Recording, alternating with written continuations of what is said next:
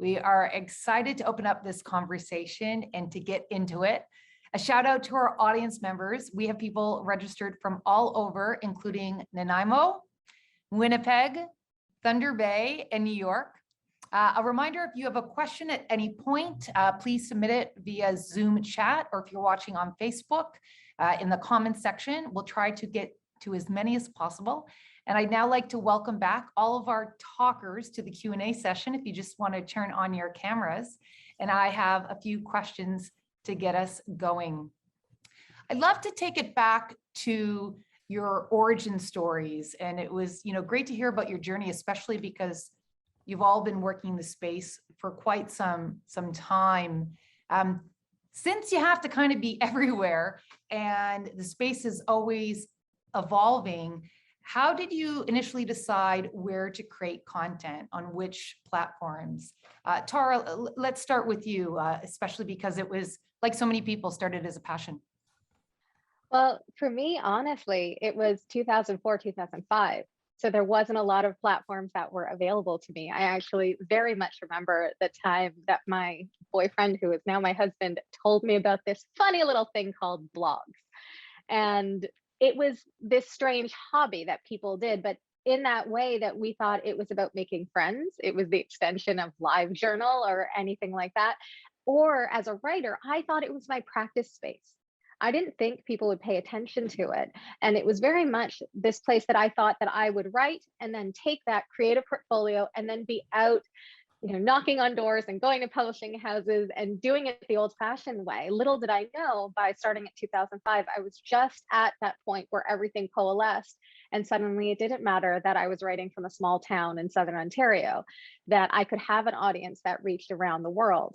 And as media outlets, of course, then, sorry for the food pun, had the appetite for we love puns for creators. And it didn't matter exactly how many publications you had written for. It didn't matter where you were coming from. It didn't matter any of that, because if you came with an audience, they were willing to hire you. So my first column was with somebody out of Calgary. My publisher is actually out of San Francisco. I never met them in person before I signed my book deal. This is what it allowed, but it was very much blogs was the way to go at that time. And it's been a fascinating thing, as I feel like in those 16 years that I've been doing this, it was that fragmentation, as we saw social media, as we saw things like Snapchat, as we saw things like these new paid programs that in places like Cameo, that now there is a choice, but it's also the fact that people who are coming into this landscape now have the aspiration, whereas we didn't know it was possible. And I think that also changes how we approach things. You can see exactly, how do I want to reach my audience? Who is my audience? And you know that these audiences live in these different spaces. And I know that everyone else on the panel today, they know who is engaged in what style of content, and you mold your content towards those spaces. Thanks, Tara. Eric, I'd love to hear more about your early decision, especially in the world of politics, because you also started with website, weblog, which comes from the idea of like LiveJournal, log message boards, really is the original social media. Yeah, it was an old blogger website where I first started writing. I was inspired by what was happening in the United States with the website 538.com, which was writing about, it was analyzing what was happening in the US presidential election in 2008, which was a really interesting election just to begin with. And I saw the media landscape, or at least the landscape in Canada in terms of political coverage, and there wasn't something similar. So I thought that I might want to try my hand at starting my own site that was similar, that was based on what was happening in the United States. But, as I'm sure everyone on the panel understands, you don't get a lot of money from Google ads, especially unless you're, have millions of people going to your site every day. And I was a freelance writer before. I was used to, pitching to magazines and stuff like that. But I knew that I needed to go somewhere that would actually pay me something a little bit more regularly. So it became more of a way to get into the industry in a more established way. But now that I've done it for a little while, I wanted to kind of get back that freedom that I had way back then. And so that's why I made the decision to make the switch recently. And the idea of the subscription model was something that didn't exist, at least wasn't something that I was aware of when I had my site back over a decade ago. But it gives you, at least if you're lucky enough to have a little bit of a platform to begin with, that you can at least get something that be a bit more reliable. It was very, unsteady when I first started my website just a few years out of university. But now, if you have that ability, then you can have something that's a little bit more secure, though by no means it is, at least at this stage, all that lucrative.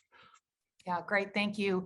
Sam, for you, how did you decide which platforms you were going to spend your time on, especially as a science communicator, trying to reach as many people as possible at a time right now where people are hearing all types of things?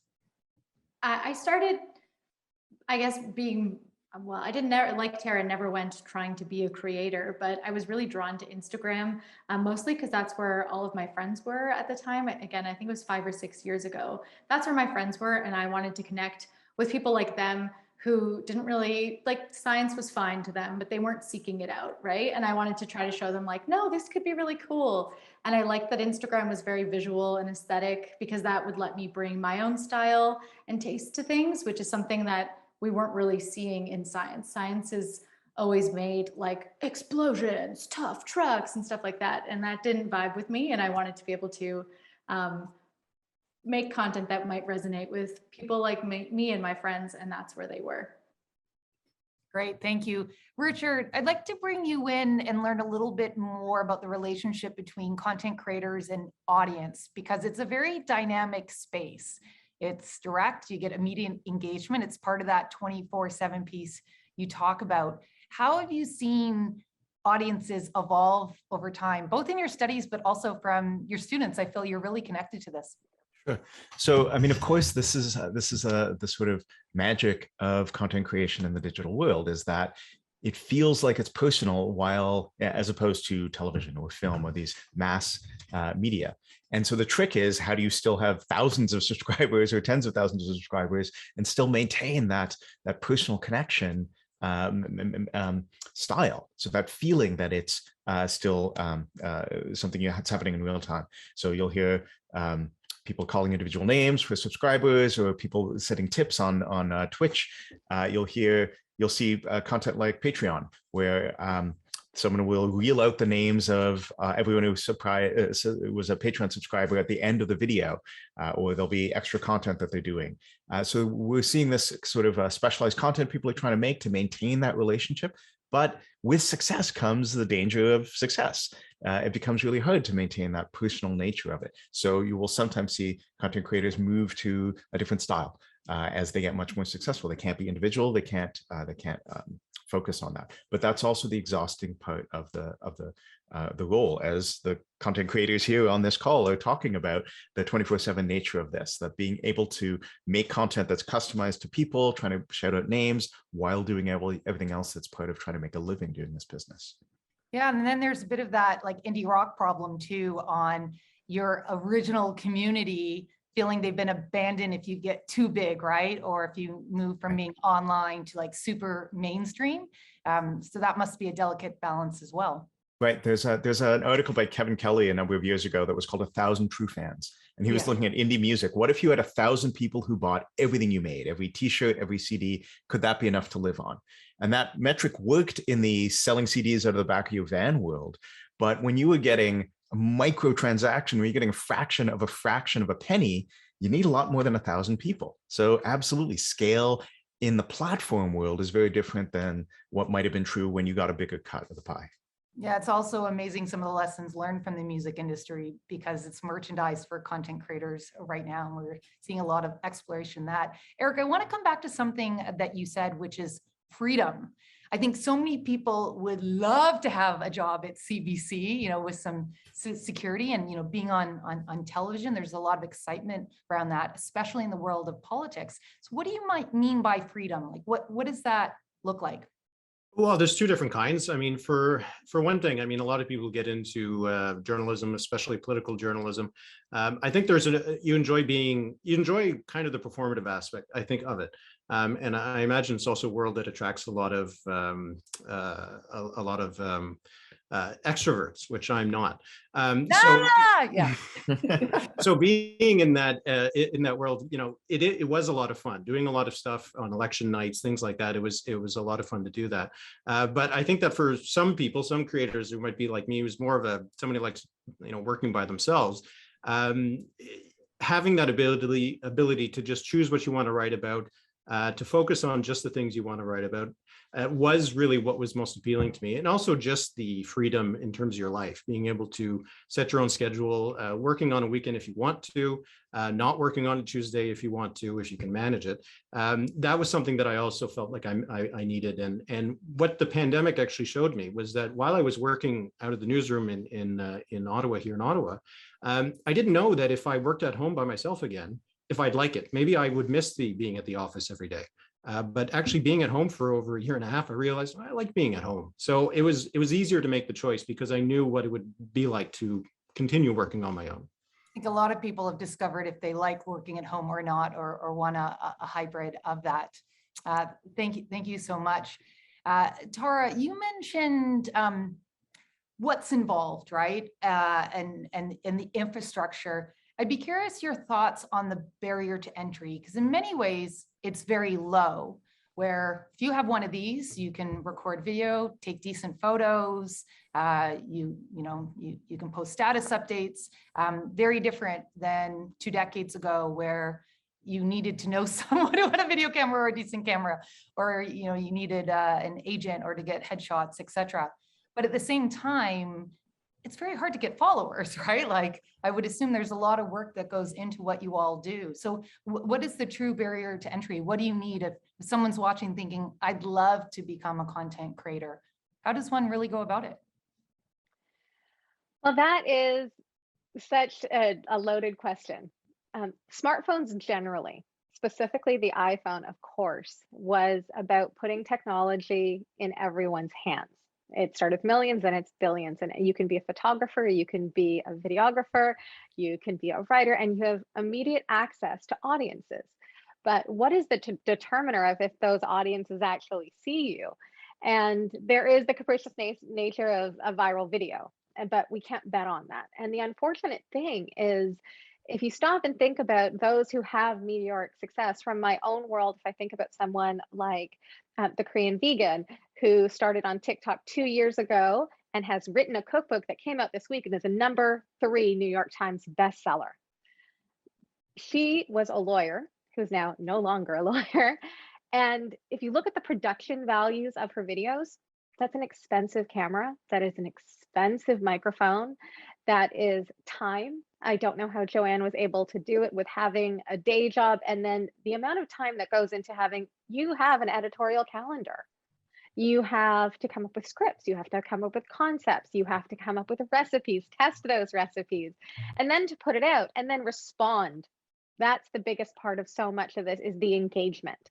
So responding to all of that. So there's also a luxury there that she has that time.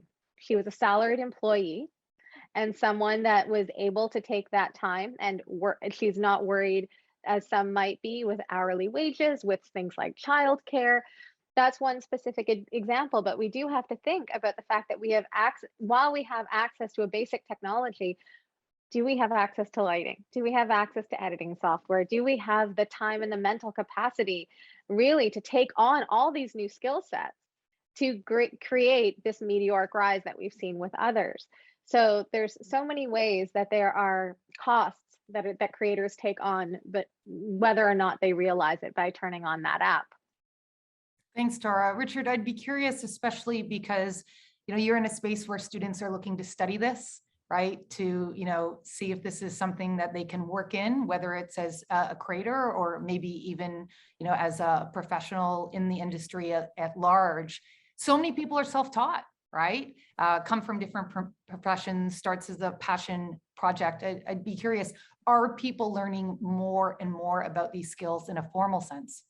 Sure. So I think there's aspects of this that we can teach, right? We can teach how to do research and strategize. We can teach some of the hard skills of lighting, like 3-point lighting. We can teach that. It's a hard skill. It's pretty straightforward, but here's how to do it. Here's some products you can do. We can teach media presentation skills. We can't teach magic. And sometimes for some creators, it's that viral piece that gets on, and it might be not what you thought it was going to be. It might not be the piece of content you spent the most time on, but something strikes because trends are really hard to map. So it feels like the kind of world where you can do a lot to be prepared. And maybe you have some benefits. I like that Tara was saying, like someone who can afford that equipment right out of the box, as opposed to someone who has to save up to buy a camera. That stuff can help. But a lot of it is trying to then make a hit. So the best way I would suggest for someone getting into this is do the work, find everything you can, read about other content creators. There are, podcasting conferences like Third Coast. There's a lot of, depending on what your niche is, there's ways to learn about this. And then start making a lot of content, get good at that, and maybe don't quit your day job at the same time. Well, Sam, I'll bring you in here because you have both going on, right? You're doing a lot of this work, and I know you're also passionate about developing the space of science communications and online creators in Canada. Do you have any advice for others, especially in your field, where it's become very cool to be a scientist or an epidemiologist as of late?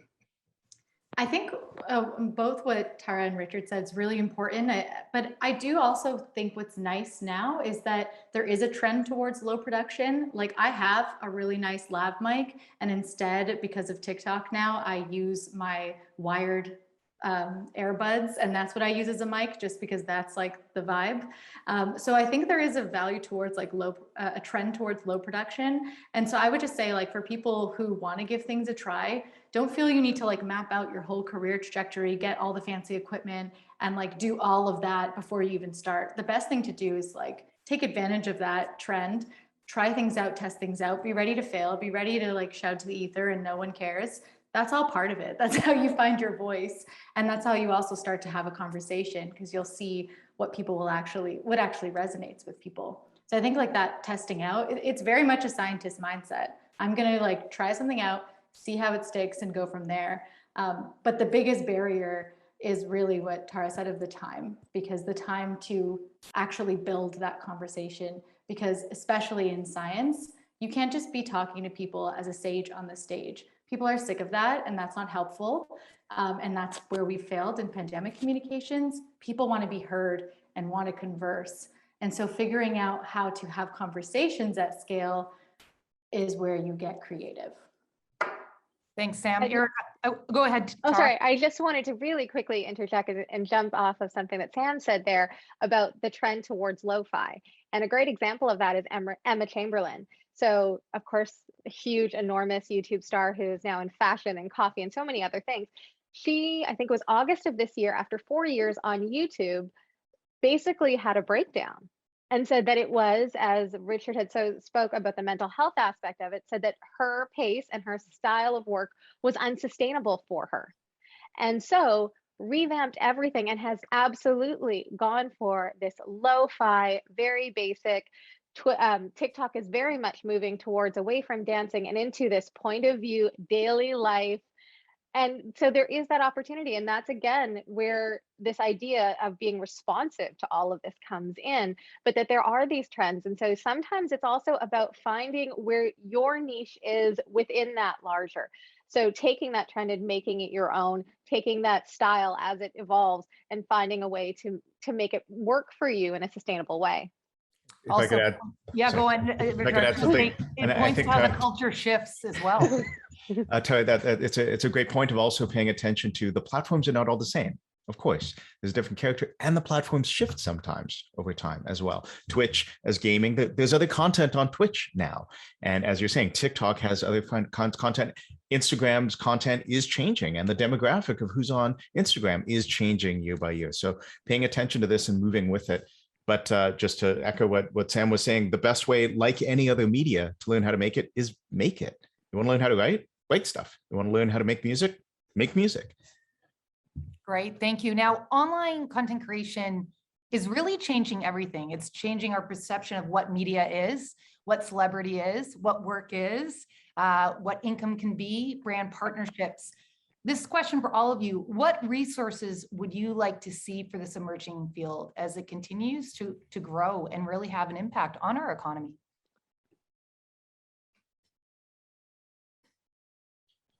I can start.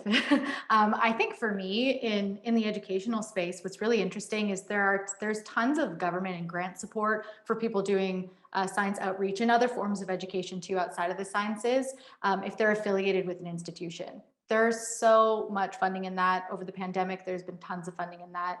There's not a lot of support for people like me doing things independently. And I would like to see us starting to recognize that the independent people can really make a difference, and we need to expand those funding opportunities, because that's how a lot of other artists and media get off the ground. And I think that's like a really clear, relatively easy thing we can do. I might echo Sam that it's a great point. You're talking about in education. It's true in media creation across all of this. A lot of our systems. So just because this is pixels moving on a screen does not mean it's the same as television. Just because it's audio does not mean it's the same as radio. It's not the same. Creators, the path towards the Canadian voice, which I know is some of what we want to talk about here, the path towards which voices are heard, the path towards getting an audience is not identical. And so thinking about regulation, thinking about funding, thinking about discoverability, which is a thing we talk about a lot of times with very little understanding, it feels like, on the part of government in terms of how this actually happens, is very challenging. And the fourth part of this is we are Canadians working in a world market. Yes, we are reaching out to other Canadians, but you make something on YouTube, it goes anywhere, it can. And so there's things that we can leverage from that. In terms of understanding maybe who gets support, not just for telling Canadian stories in Canada, but if you can tell a diaspora narrative, if you are part of a community that can reach populations anywhere around the world, yet you're Canadian, maybe that's a Canadian story too. So I feel like we need to maybe shift who's regulating, who's active in these spaces from a government point of view, and also who gets access to funding and growth. Well, and Eric, I'd like to bring up that point you mentioned in your talk, which is creating Canadian content. There's English, there's French, the limitations and opportunities that. So what are your thoughts, especially someone who really covers exclusively Canadian politics? Yeah, I think that's one of the challenges, is that there's not going to be a lot of interest in a New Brunswick election outside of Canada, let alone in How dare they? But that's, I think, one of the challenges, is that, yes, we want to create content that, will be very popular around the world, because that's great, right? People around the world learning about Canada, learning about Canadians is a good thing. But we also need to be able to create stuff that will be useful to Canadians itself, right? Especially if we're talking about support for creators themselves. So I think that is one of the challenges, and I don't actually know what the answer is, how much of this is translatable to specifically Canadian content targeted at Canadians. And I do wonder if we do have a big enough market to sustain a lot of it. And when I was talking earlier about local journalism, that is the kind of thing that it could be the kind of solution where you have in some areas where you can get enough subscribers to a local journalism product that is not like a standard newspaper, but can it work? If you're not a mid-sized city, can you get enough people to do it on your own? I don't know what the answer is to that. Tara, what supports would you like to see? It's a very difficult thing because, of course, in the food media space, it's something that I know in journalism that I'm sure that Eric has dealt with as well, is that, and Sam mentioned, is the idea of value. Truthfully, traditionally, food media is also up against the challenge that it is run largely by women. And because of that, there is this feeling of it as unskilled work. So I frequently get people that when I write for the Globe and Mail and my story is behind the paywall, I will get angry letters sent to me, not sent to the newspaper, asking if I can email them the story, even though it is that paywall that is actually paying me. And I'm not on staff, so I don't have those benefits, that I don't have that security. And the same thing goes again with this idea of, if you are working in a service space as an educator, as Sam is, or as a journalist, as Eric is, anytime you start looking at sponsored content, it can feel really icky really quickly, because then it can dilute the messaging of the rest of your work to your audience. They have, exactly as you said, that feeling of betrayal, that they were your ride or dies, and here you are suddenly trying to sell them something. So what is truly lacking is this idea of, as much as we love our Canadian creators, those who are creating culture, those who are creating content, those who are creating value across all of these platforms, where is the structure in any sort of industry way to actually support them to make this viable for them beyond the spirit of their entrepreneurship. Thank you so much. This has been such a thoughtful conversation, and I think we're really just touching the beginning of something much larger. So thank you all for sharing your insights and your experience with us. Thanks again. We have heard from Eric Grenier, Dr. Richard Lakshman, Tara O'Brady, and Dr. Samantha Yamin. And you can find all of them, of course, online. And I encourage you to support the content creators you enjoy, including the ones that we've just heard from. If you have enjoyed today's event, we have more coming up. This Thursday, Media Smarts presents the Walrus Talks at Home, our digital lives. So if you like this one, definitely tune into that. Then on Tuesday, November 16th, we have the Walrus Talks at Home Ingenuity. This is supported by the Rossi Foundation. And on November 23rd, Brain Canada presents the Walrus Talks at Home Youth Mental Health, a very timely topic. Check in with us at thewalrus.ca/events. You can browse our schedule. You can RSVP for events that you're interested in. And we'll be posting the videos from tonight and all of our videos in the Walrus Talks video room at our website. Also, keep an eye on your inbox. We're going to follow up with an email, and the best way to stay in touch with us and to not miss a single thing is to opt into our newsletter. At the Walrus, we really believe that trustworthy journalism is an essential service. And with your support, we can continue to do what we do best: fact-checked, thought-provoking journalism that Canadians can rely on. We have just launched our fall campaign, and this is the time of year when we reach out to our community for support. So if you enjoyed this free event, consider making a donation at thewalrus.ca/donate. If you make a donation of $20 or more, we're a registered charity, so you will receive a tax receipt. Thank you to Aaron, Rachel, Kevin, and Mark at Facebook Canada for making this conversation possible tonight and our partnership together on the future of the internet.